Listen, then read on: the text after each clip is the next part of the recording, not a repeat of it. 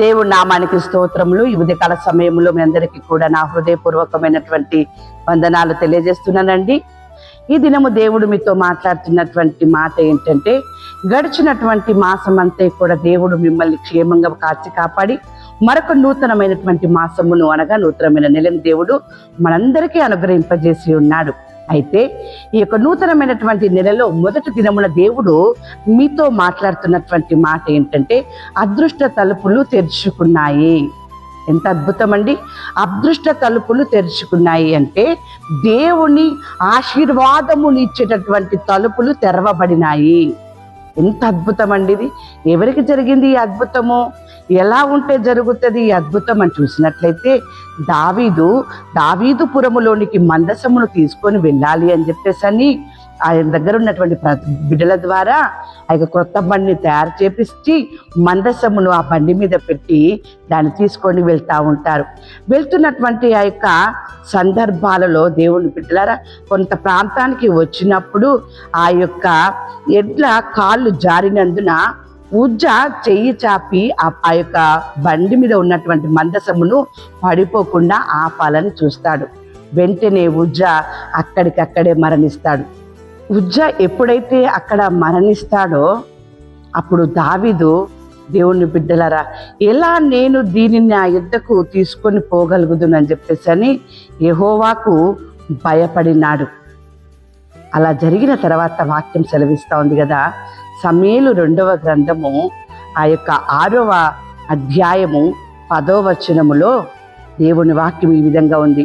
యెహోవా మందసమును దావీదు పురములోనికి తన యుద్ధకు తెప్పింపనుల్లక గిత్తీయుడగు ఒబేదెదోము ఇంటి వరకు తీసుకొని అచ్చట ఉంచెను.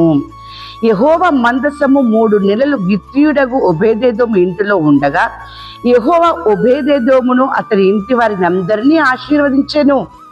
దేవుని మందసము ఉండుట వలన యెహోవా ఒబేదెదోము ఇంటి వారిని అతనికి కలిగిన దానిని అంతటిని ఆశీర్వదించుచున్నాడన్న సంగతి దావీదునకు వినపడగా, దావీదు పోయి దేవుని మందసమును ఒబేదెదోము ఇంటిలో నుండి దావీదు పురమునకు ఉత్సవముతో తీసుకొని వచ్చెను.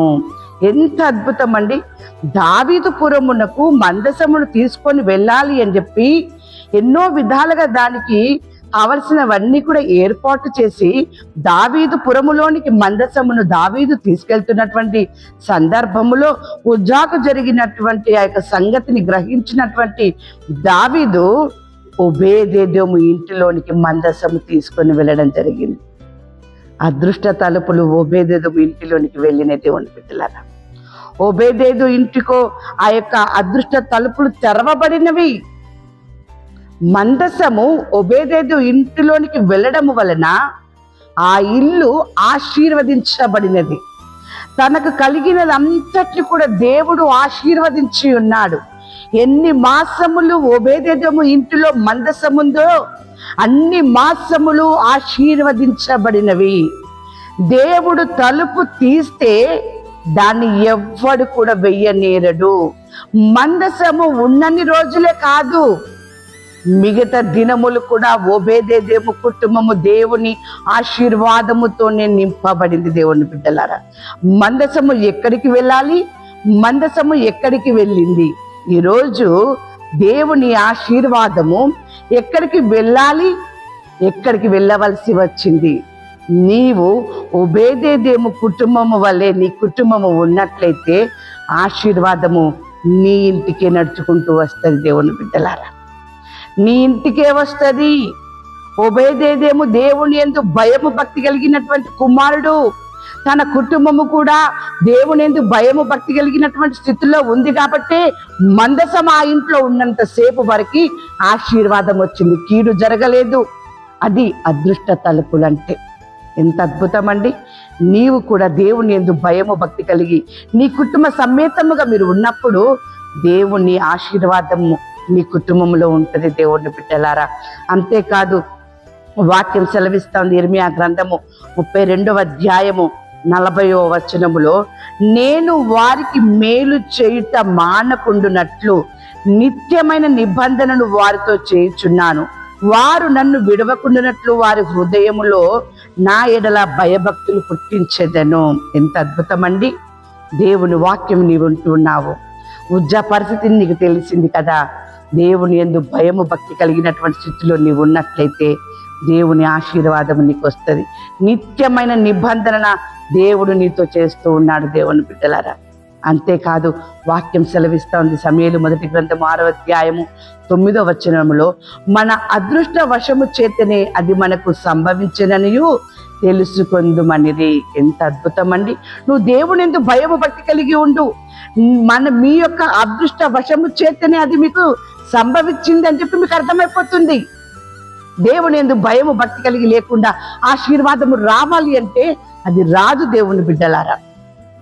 అందుకని వాక్యం సెలవిస్తా ఉంది. ప్రసంగి గ్రంథము 9వ అధ్యాయము 11వ వచనం, ఇవన్నీ అదృష్ట వశము చేతనే కాలవశము చేతనే అందరికీ కలుగుచున్నవని. ఎంత అద్భుతం అండి! అందరికీ ఏ విధంగా కలుగుచున్నవి? అదృష్ట వశము చేతనే, కాల వశము చేతనే జరుగుచున్నవి. దావీదు పురములోనికి వెళ్లాల్సినటువంటి మందసము కాల వశము చేత, అదృష్ట వశము చేత ఒబేదెదోము ఇంటికి వెళ్ళింది. ఒబేదెదోము ఇల్లు ఆశీర్వదించబడింది.